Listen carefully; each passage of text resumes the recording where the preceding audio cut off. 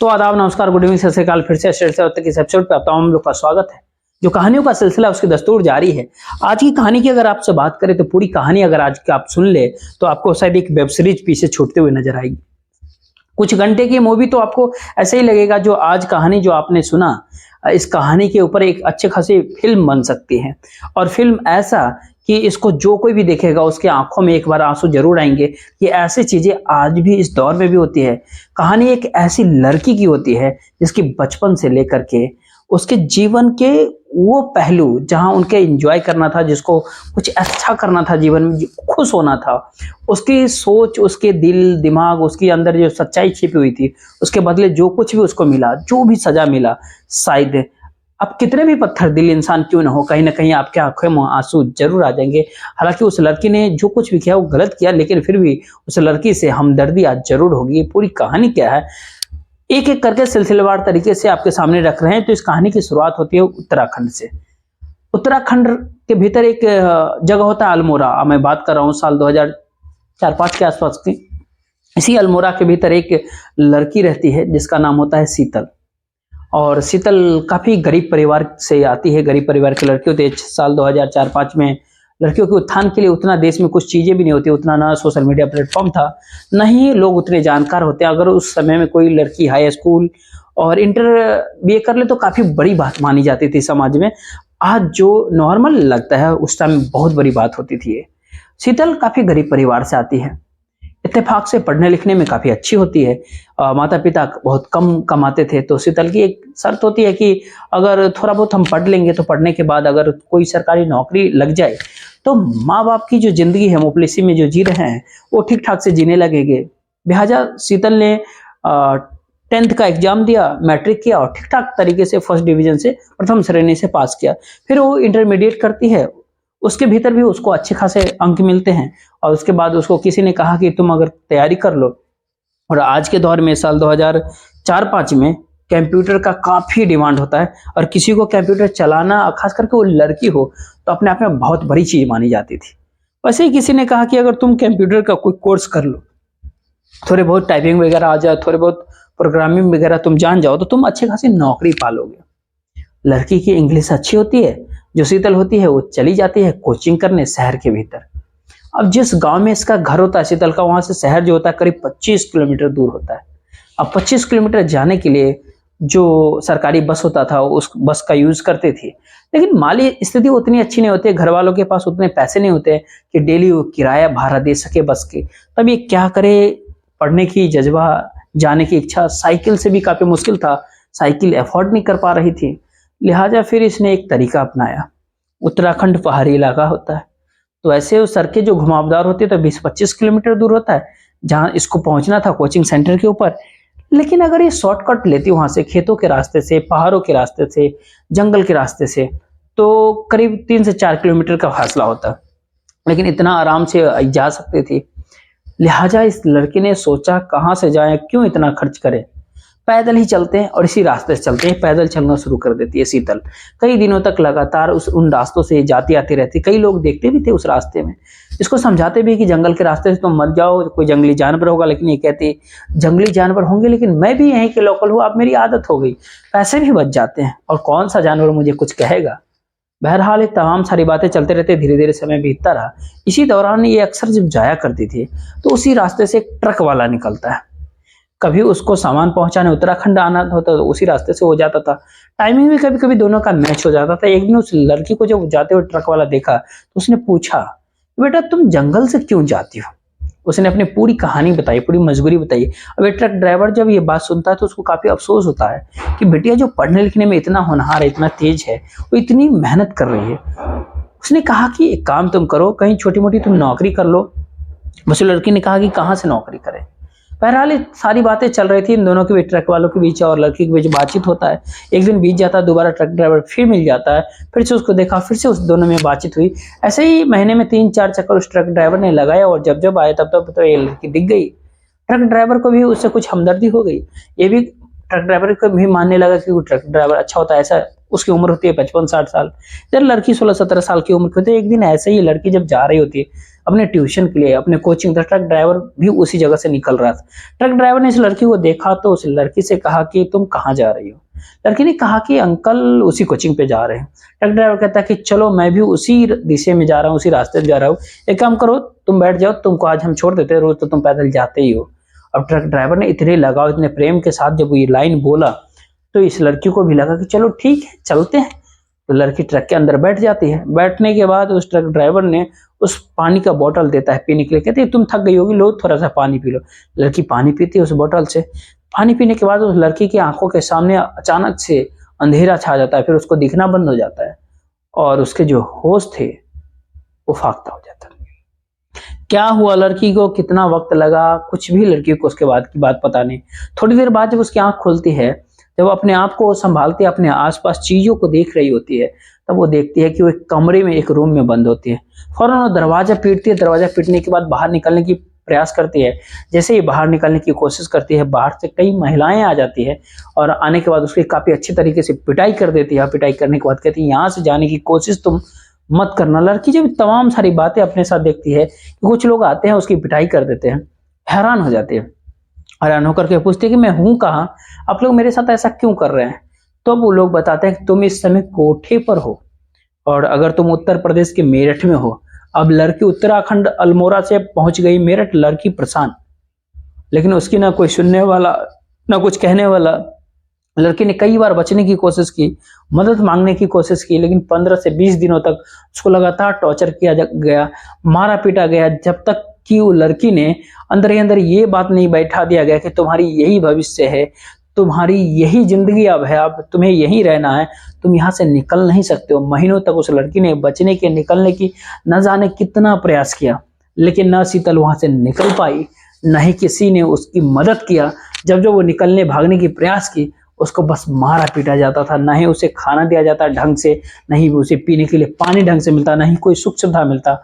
एक कपड़े में वैसे ही महीनों पड़े रही और अंत महीने भर जब बीत गई, जब शीतल अंदर से टूट जाती है, तो उस कोठा मालिक की सारी शर्तों को स्वीकार कर लेती है और सोच लेती है कि शायद मेरा यही अब भविष्य है। तब जाकर के उसके पहली बार एक कस्टमर के सामने भेजा जाता है, एक मर्द के सामने। कस्टमर आता है, वो मालिक को पैसे देता है, शीतल के साथ रेप करता है। रेप करने के बाद वो चला जाता है और उसके बाद यही शीतल की जिंदगी का दस्तूर हो जाता है। समय बीतता रहा, लगातार इसको जिस्म पर उसी में ढकेला जाता था। शीतल के पास एक चीज ऐसी थी कि जो शायद अब तक वहां पे जो मौजूद थी, जितने लड़की थी उसका किसी में नहीं थी। पहली बात कि पढ़ी लिखी लड़की थी, पढ़ने लिखने में काफी तेज होती है।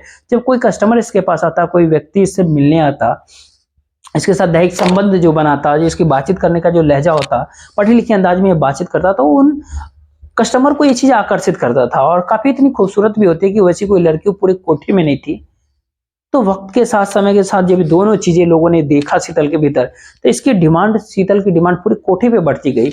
उसकी डिमांड जब बढ़ती गई तो कोठा मालिक जो था वो काफी खुश होता चला गया कि जो कोठा चला रही थी आपा, वो काफी खुश हो जाते कि इसके वजह से डिमांड बढ़े, लोग यहाँ आ रहे। देखते देखते जो कोठा के मालिक होती है, जो मालकिन होती है कोठे की, उससे भी संबंध अच्छा हो जाता है। वो भी शीतल को काफी मानने जाने लगते हैं। समय बीतने के साथ साथ ये अपने पूरे परिपक्वता के साथ अपने धंधे में धीरे धीरे जुटती गई। शुरुआत में जब ये मना करती थी तो उस समय इसको कुछ दवाई भी दी जाती है, कुछ इंजेक्शन से लगाए जाते थे ताकि इसके हार्मोन्स जो है उस हिसाब से बढ़े और इसका जो फिजिकल अफेयरेंस जो है वो काफी डेवलप हो।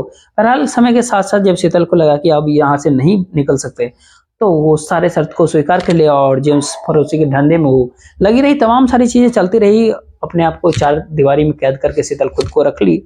कुछ समय बीतता है और समय बीतने के बाद जो है अलग अलग संस्थाओं के लोग भी इस कोठे पे आते थे। कई ऐसे भी लोग होते हैं जो ह्यूमन ट्रैफिकिंग के मेंबर्स होते हैं, वो चेक करने आते थे कि यहाँ पर कोई ह्यूमन ट्रैफिकिंग नहीं हुई। मतलब सारी की लड़की ह्यूमन ट्रैफिकिंग से आती है, लेकिन तब तक उनका ब्रेन वॉश कर दिया जाता है, इतना कह दिया जाता था कि तुम अगर मुंह खोलोगे तो बेहतर चीजें नहीं होंगी तुम्हारे लिए।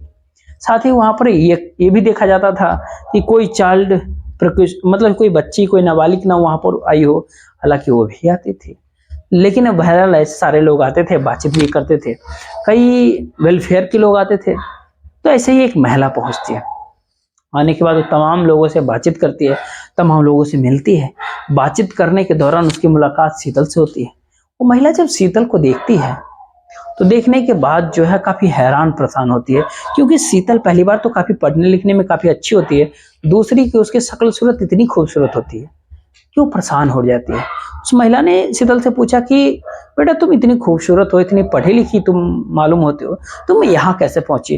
अब ये चीज जब वो महिला ने पूछा शीतल से, तो इसने अपनी पूरी कहानी बताई उस महिला से और बताया कि हम पढ़ने जा रहे थे, इस हिसाब से ट्रक ड्राइवर ने मुझे यहाँ ला करके बेच दिया और तब से मैं यही फंसी हुई हूँ। तब महिला ने पूछा क्या तुमने बचने की कोई कोशिश किया?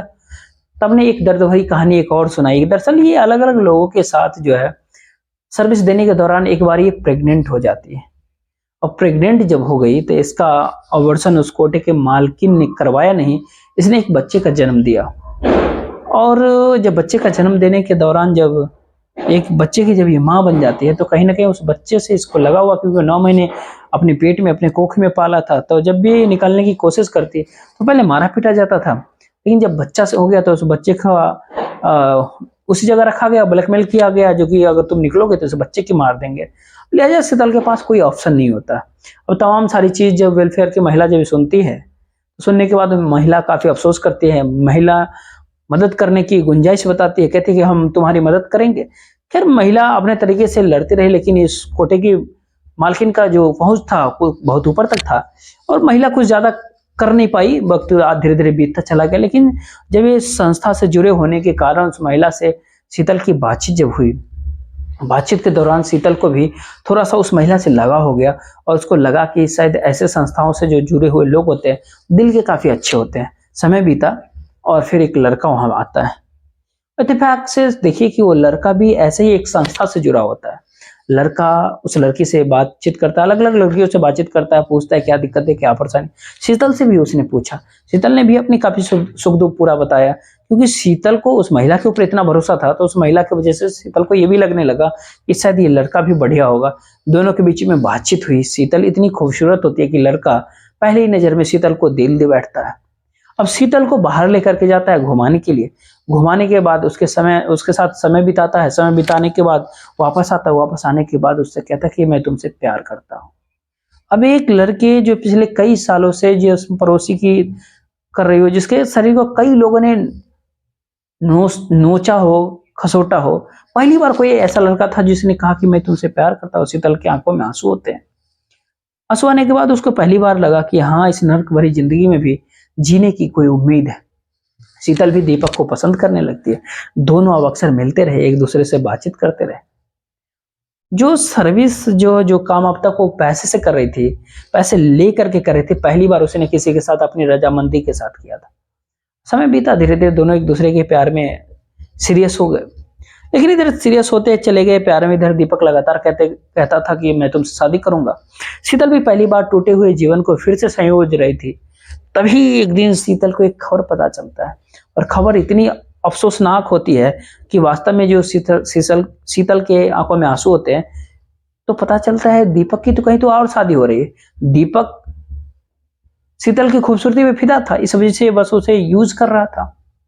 अब एक लड़की जो इतनी दर्द भरी जिंदगी में जी रही थी, इतनी तकलीफ उठा रही थी, पहली बार किसी लड़के से इतनी उम्मीद की किरण दिखी थी। जब उस लड़के ने इस लड़की के साथ ऐसा कुछ किया तो शीतल बुरी तरह से टूट जाती। टूटने के बाद उसको कुछ समझ नहीं आता कि क्या करे क्या ना करे। उसको पूरी दुनिया के ऊपर भरोसा नहीं था। फिर से वो अपने उस दलदल भरी जिंदगी में लौट जाती है। लगातार अलग अलग लोगों के साथ वो सोती रही, अलग अलग लोगों के साथ जिस्म परोसी करती रही। समय बीतता रहा।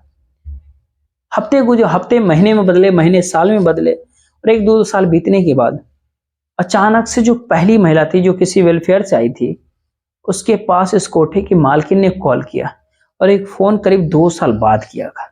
फोन करने के बाद कोठे की मालकिन बताती है कि दीदी, आपको याद होगा कि यहाँ पर एक शीतल नाम की एक लड़की थी। कोठे की मालकिन जब ये सारी चीजें बोलते हैं तो वेलफेयर वाली महिला कहते हैं हाँ बिल्कुल हमें याद है, और उसका नेचर तो आज भी मैं नहीं भूल पाई हूँ। तो उस पर कोठे वाली महिला कहती है, जो आपा होती है कोठे की, तब उसकी तबीयत खराब है और पहली बार वो कह रही कि मुझे आपसे ही मिलना है। अब चूंकि शीतल और उस महिला के बीच में इतना प्रेम होता है, इतना लगाव होता है, तो जब बीमारी की खबर सुनती है तो फौरन भागी आती है और आने के बाद पूछती है, समझाती है, कहती है क्या हुआ। शीतल को देखने के बाद कहीं ना कहीं उसके आंखों में आंसू होते हैं, क्योंकि शीतल सूख करके काटा हो जाती है, चेहरा पूरा काला पड़ जाता है, मानो उस शीतल है ही नहीं। फौरन डॉक्टर से वो महिला मिलती है मिलने के बाद पूछती है कि इसका इलाज में जितने भी खर्च होंगे आप इलाज कीजिए, सारा पैसा मैं दूंगी। लेकिन उसके बाद डॉक्टर कहते हैं कि अब इसको बचाया नहीं जा सकता, चंद लम्हों की मेहमान है। वो महिला ने पूछा डॉक्टर से कि क्या हुआ, तो डॉक्टर ने बताया कि इस लड़की को एड्स हुआ। अब एड्स का नाम सुन करके उस महिला की पैर तल फर्श खिसक जाती है। फौरन उस कोठे की मालकिन को डांटना शुरू किया कि तुमने इस तरह के काम क्यों किया, तुम जिस्म फरोशी करवाती थी तो एक प्रोटेक्शन के साथ करवाती। उस महिला ने कहा कि मैं प्रोटेक्शन देती थी, लेकिन शीतल ने जानबूझ करके अपनी मर्जी से प्रोटेक्शन यूज नहीं किया। तब शीतल से पूछा गया कि क्यों, तब शीतल ने हंसते हुए कहा कि मुझे अपने उस बंदे से बदला लेना था, उस दीपक से जिसने मेरे साथ खिलवाड़ किया और मुझे इस कदर से तोड़ दिया। यहीं से कहानी फिर 1 साल पहले पहुंचती है। दरअसल जब दीपक शीतल को इस तरह से छोड़ देता है, उसको तकलीफ देता है, तो शीतल जान बन करके भी अनजान बन जाते हैं। अनजान बनने के बाद दीपक के प्यार में परे रहने का नाटक वो करने लगती है। इधर शीतल जो थी अलग अलग लोगों से बिना प्रोटेक्शन के, बिना कॉन्डोम के सेक्स करती है, फिर उनके साथ फिजिकल रिलेशन बनाती है। कई मर्दों के साथ लगातार करने की वजह से किसी मर्द को HIV एड्स था, इस वजह से शीतल को भी एड्स हो जाता है। उसका प्लान ही यही था कि उसको कहीं से एड्स आ जाए, एड्स हो जाए। जैसे एड्स होता है, एड्स होने के बाद जो है वो दीपक को बुलाती है और उसके साथ सब कुछ करती है ताकि दीपक को भी एड्स हो जाए, और उसके बाद दीपक को भी एड्स हो जाता है। और कहानी का क्लाइमैक्स समझिए, जिस अस्पताल के भीतर शीतल उस दिन एडमिट होती है, उसी अस्पताल में दीपक भी एड्स से एडमिट होता है। दोनों अगल बगल के रूमों में एडमिट होता है। डॉक्टर ने जब पूरी कहानी सुना था तो उसके बाद शीतल ये तमाम सारी चीज कह ही रही थी, बताइए। तभी डॉक्टर एक आता है, आने के बाद शीतल को कहता है कि जिसके बारे में तुम लगातार पूछती रही हो, आज उसकी मौत हो गई, यानी दीपक HIV एड्स के कारण मारा गया। जैसे ये खबर शीतल सुनती है, सुनने के बाद उसके चेहरे के ऊपर हल्की सी मुस्कान आती है। कुछ ही घंटे उसके साथ और सांसें उसकी चलती है, फिर भी शीतल का भी दम टूट जाता है। इस कहानी जब आप सुन रहे हो तो कुछ बातें आई। पहले शीतल की जिंदगी कितनी नर्क भरी होती है, उसने बदला लिया, लेकिन बदला लेने के चक्कर में उसने न जाने कितने और मर्दों की जिंदगी खराब कर दी होगी। क्योंकि ऐसा नहीं था कि उसको पता था कि किस मर्द की वजह से HIV एड्स आया। वो लगातार सोती गई कई लोगों के साथ, इस कारण से उसे बीच में अगर हुआ था तो उसके बाद जितने भी लोग उसके साथ सो रहे होते सबको एड्स हो गया होगा। तो न जाने कितने घर बर्बाद हुए होंगे, लेकिन शीतल के साथ भी अच्छा नहीं हुआ। इस कहानी के बारे में आप क्या सोचते हैं, आप कमेंट जरूर कीजिएगा। बाकी इस पूरी कहानी सुनाने का उद्देश्य आपको परेशान करना नहीं था, आपका दिल दुखाना नहीं था, बल्कि आपको जागरूक करना था, आपको सचेत करना था। आप जहां भी रहे सुरक्षित रहे, अपने परिवार वालों का ख्याल रखें।